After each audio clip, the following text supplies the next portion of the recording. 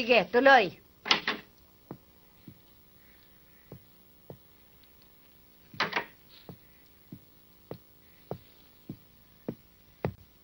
Pinatatawag mo raw ako, ate. May mga sulat ang mga bata sa kanilang mga magulang. Nabasa ko na ang mga yan. At wala namang problema. Ihulog mo na sa mailbox. Sige.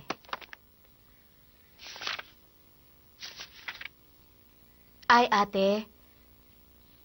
Pwede bang si Sarah na lang ang maghulog ng mga sulat? At bakit siya pa?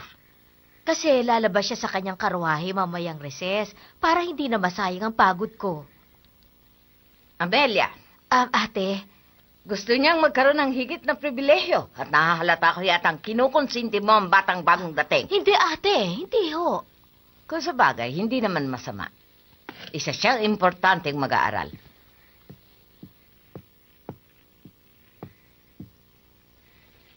Sige, siya na maghuhulog niyan. Ay, nako, salamat ate.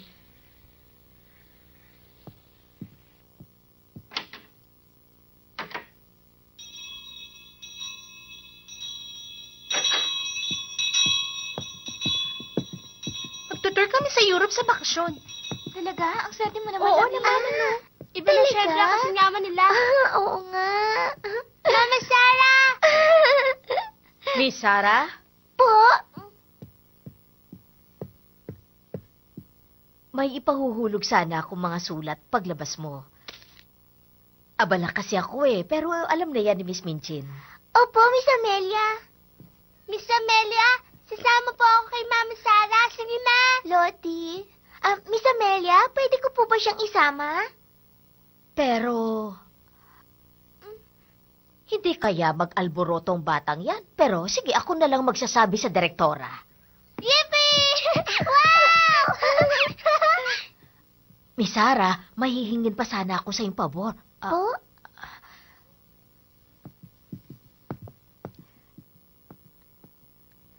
Nagbaba ng presyo ang bentahan ngayon ng sabong mabango sa bayan. Pwede bang magpabili ako sa iyo ng French soap? Opo, Miss Amelia. Ibibili ko po kayo paglabas ko. Sabon lang pala Peter, ang sabi ni Miss Minchin, kailangan ni Miss Sarah ng karwahe. Madali, ihanda mo ang kabayo. O sige, sinabi mo eh.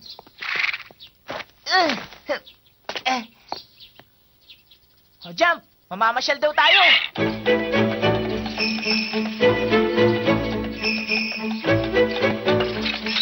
Maraming salamat, Peter.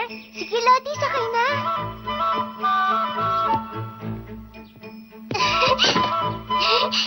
Makakapasyal na ako sa bayan na kasama si Mama Sarah.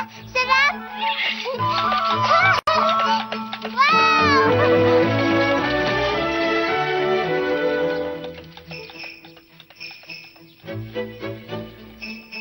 Yabang.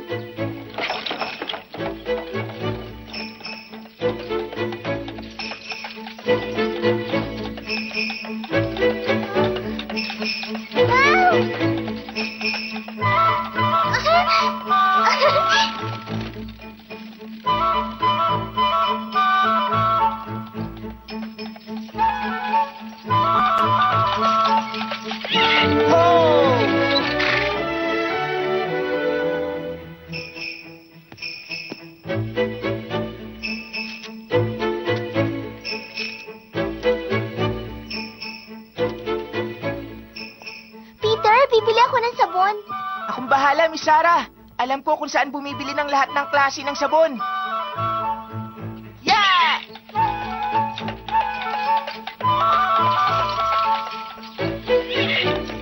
Ho!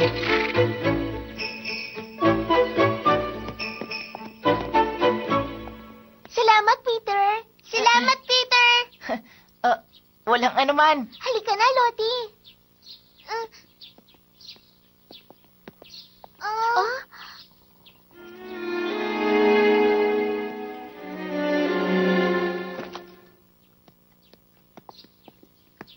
Ano yun? Paumanhin po, naligaw po ako. Hindi po ako tiga rito. Sa tingin ko nga. Miss, maaari po ba akong humingi sa inyo ng tulong? Oo. Bakit naman hindi? Ano ba yun? Teka, tutulungan na kita dyan sa maleta mo. Huwag na, salamat. May hinahanap lang po ako.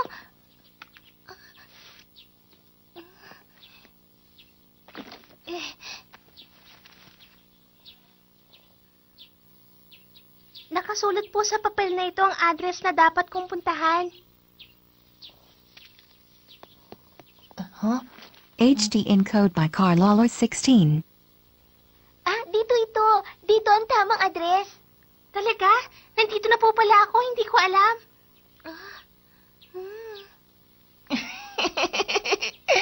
Malabo na bang mata mo? Hindi mo ba nababasa yan?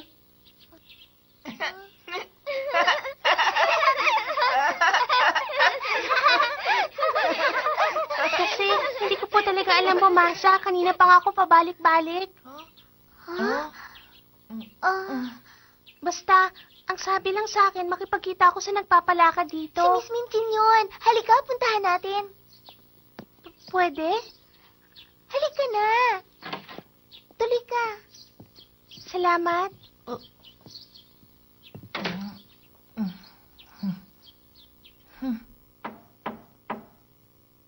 Tuloy.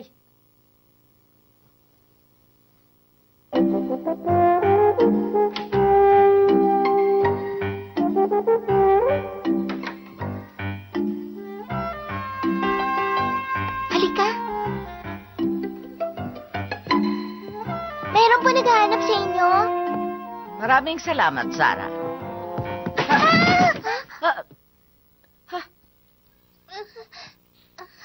Kadarating mo pa lang.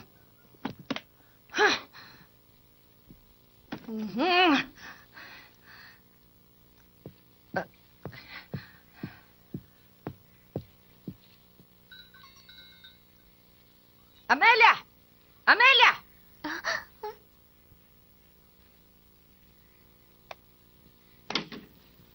Ay, bakit ate? Ano yun? Papuntahin ko si Molly ngayon din. Tatawagin ko siya, ate.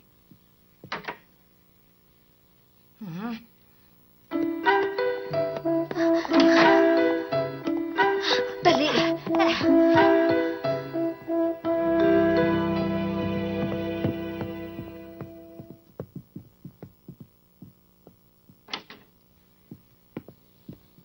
Ano pong kailangan nyo, Miss Minchin? Ayan na ang katulog na inaasahan natin. Paano nakapasok ng basta-basta ang pulubing ito? Kunin mo na nga yan. Patawarin niyo po ako, Miss Minchin. Sumama ka sa akin.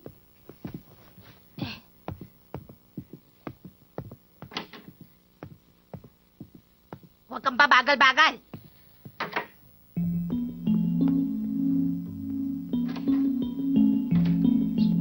Dito tayo sa ibaba.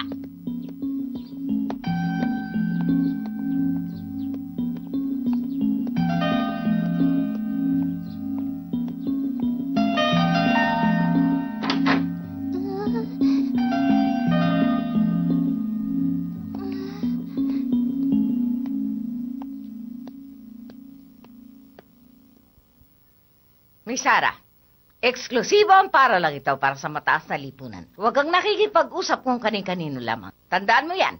Pero Miss Minchin, kasi nawawala po yung bata kaya tinulungan ko. Oh. Miss Sarah.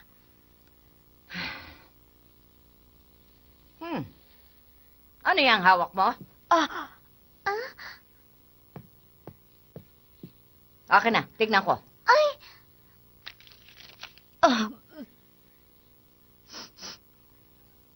Amelia? Para sa'yo talaga yan. Ipinabili ko kay Sarah kanina sa bayan. Sana, ate, magustuhan mo. Amelia!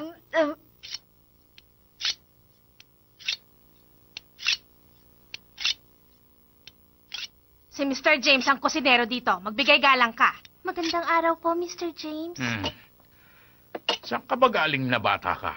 Taga Ashfield po ako. Ashfield, saang lugar yun? Siguro dahil sa pangalan pa lang ng lugar. Isang baryo lang yon na maraming abo. Hoy, ayaw ko lang tatamad-tamad dito sa kusina ko. Naintindihan mo? Opo. Hoy, Mariette. May uniforming na iwan yung umalis na katulong. Baka kasya sa kanya. Oo nga pala. Becky, sumunod ka sa akin.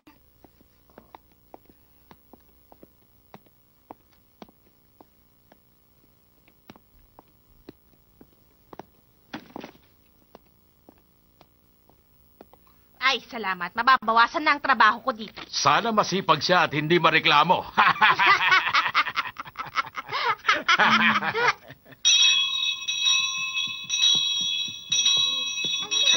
Ganda naman ang damit mo ngayon. Sino gumawa niyan? Pinagawa mo ba yan? Oh, maganda. Maganda. Ganda ba?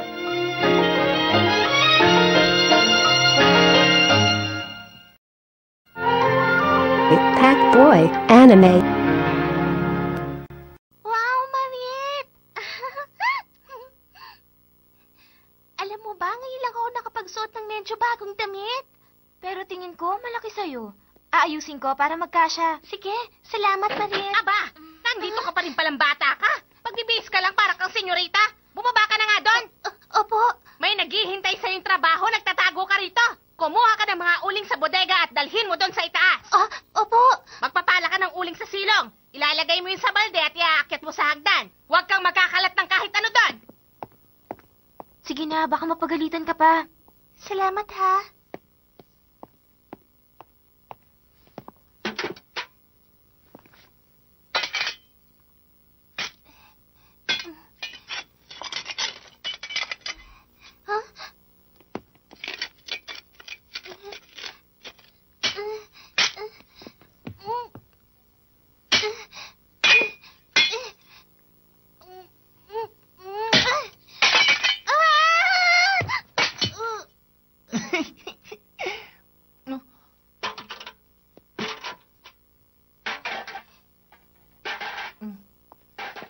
Tulungan na nga kita. Akin na yung balde. O, ayan. Ganyan magpala. Salamat, ha. Teka, ako nga pala si Peter. Kung may gusto kang malaman dito, basta tanungin mo lang ako lagi. Peter, kung maaari lang sana, may gusto akong itanong sa'yo eh. Sige lang, itanong mo lang sa akin, Becky. Sino yung magandang batang babae? Yung nagmagandang loob at nagpapasok sa akin dito kanina? Si Miss Sarah. Utang ko sa kanya kaya nakapasok ako dito. Anong trabaho mo? Kinuha niya akong kutsero ng karwahe niya. Espesyal siyang estudyante ng paaralang ito. Ganun ba? Mabait talaga si Miss Sarah. Matulungin, maawain at maganda pa siya. Pag inililibot ko siya sakay ng karwahe, lahat ng tao napapatingin sa kanya. Ipinagmamalaki kong nagtatrabaho ako sa kanya. Hindi ko pa nga siya napapasalamatan sa ginawa niya sa akin eh. Huwag kang mag-alala. Ako na lang ang magsasabi sa kanya. Ang mabuti pa, iakyat mo na lang yung mga uling. Baka lumamig na ang mga silid sa itaas. Oo nga pala.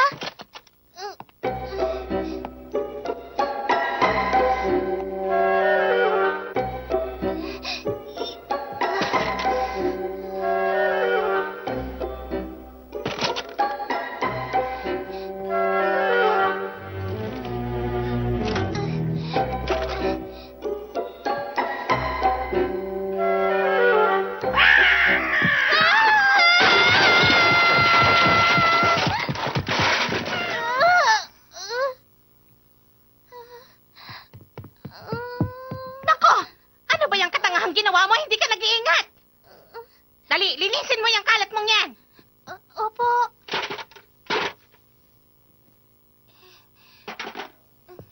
Becky, tulungan na kita. Hoy! Huwag kang makialam, hindi mo gawain yan. Bakit po? Ang gawain mo lang dito ay maging kutsero ng mayamang batang yun. Huwag ka nang nakikialam ng trabaho ng may trabaho.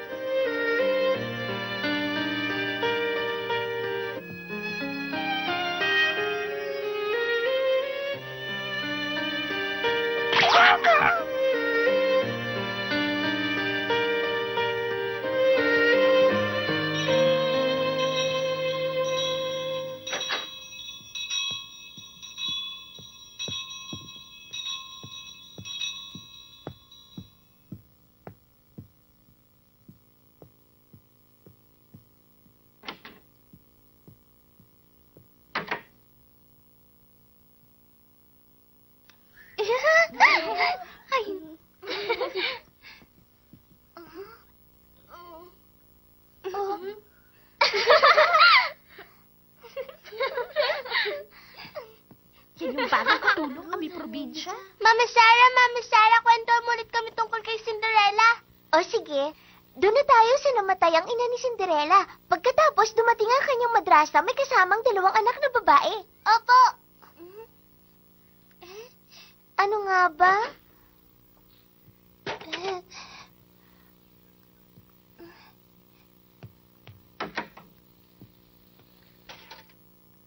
Packboy Anime.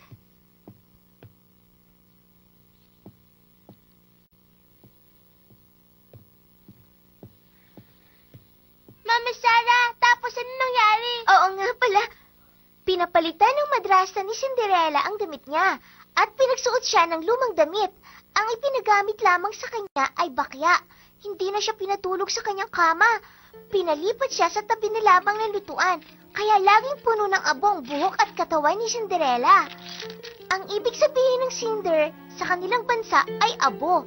Kaya yun ang pinangalan sa kanya ng mga bagong kapatid niya. Kawawa naman si Cinderella, mistula siyang alipin. Ang mga kasama niya sa bahay ay pinagsisilbihan niyang lahat. Hindi lang yun ang nagpapahirap sa kanyang damdamin. Pinagmamalapitan pa siya ng kanyang madrasta at mga kapatid sa ina. Madilim pa, nasa labas na siya at sumasalok ng tubig. Siya ang nagsisindi ng apoy sa kalan at ang nagluluto para sa lahat. Maaga siyang gumigising para magluto na almusal. Buhay mga reyna at prinsesa ang mga kasama niya sa bahay. Tapos, siya pa naglalabas sa ilog ng mga damit nila kahit masama ang panahon. Kaya pagdating ng gabi, pagod na si Cinderella at nahihiga na lamang siya sa may lutuan na puno ng abo.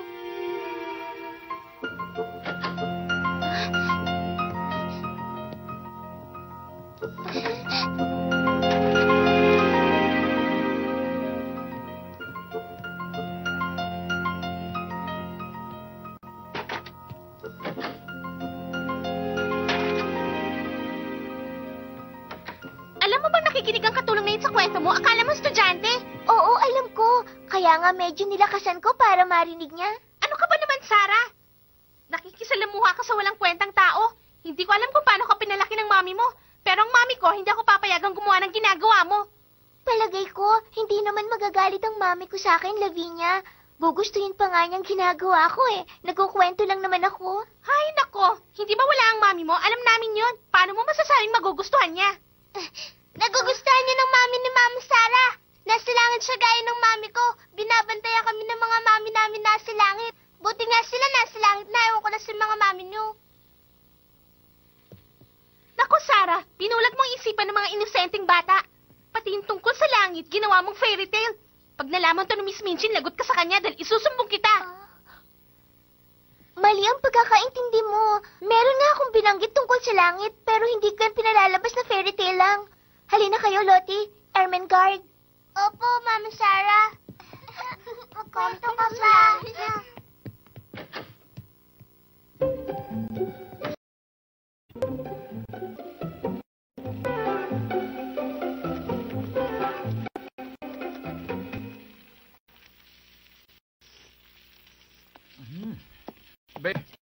Dalhin mo nga ito sa dining room. Mainit yan. Mag-ingat ka. Opo, Mr. James.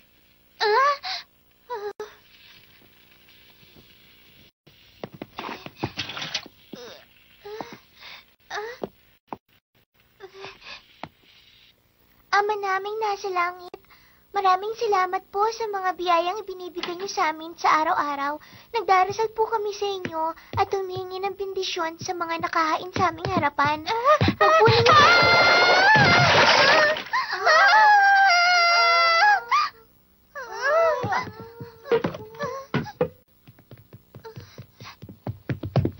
Ano ka ba? Tingnan mo, sinayang mo lang ang pagod ko sa pagluluto ng sopas. Patawarin niyo po ako, Mr. James. Tumayo ka dyan! Halika! Dapat turuan ka ng leksyon! Wala ka nang ginawang tama.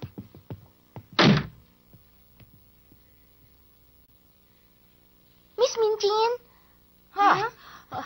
Maaari naman po tayong kumain ng walang sopas ngayon eh. Kaya nakikiusap po ako. Patawarin niyo na po si Becky. Pakiusap! Pakiusap.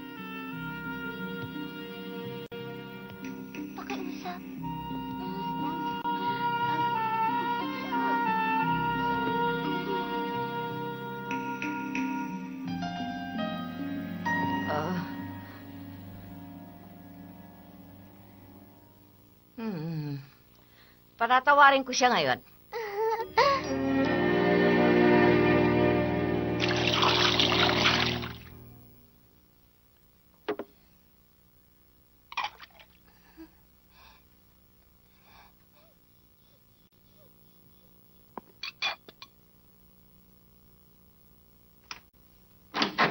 Dalian mo dyan, ang bagal-bagal mo. Pagkatapos mo maghugas, mamalansya ka naman. Bukas alas 5 dagising.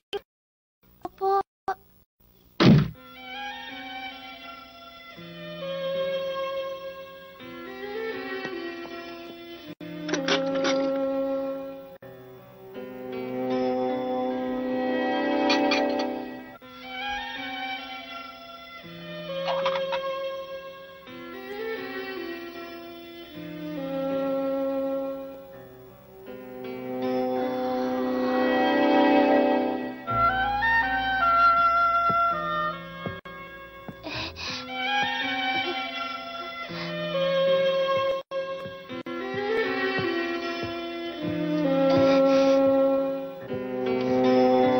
Ang bigat.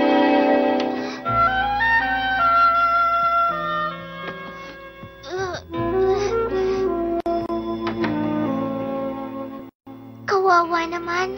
Bata rin siya tulad ko, pero pagod na sa trabaho.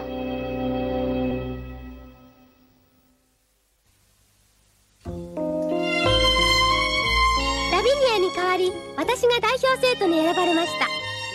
放課後、みんなで私のポニーに乗って遊んでると、突然おとなしいはずのジャンプが。次回、小公女セーラ、代表生徒をお楽しみに。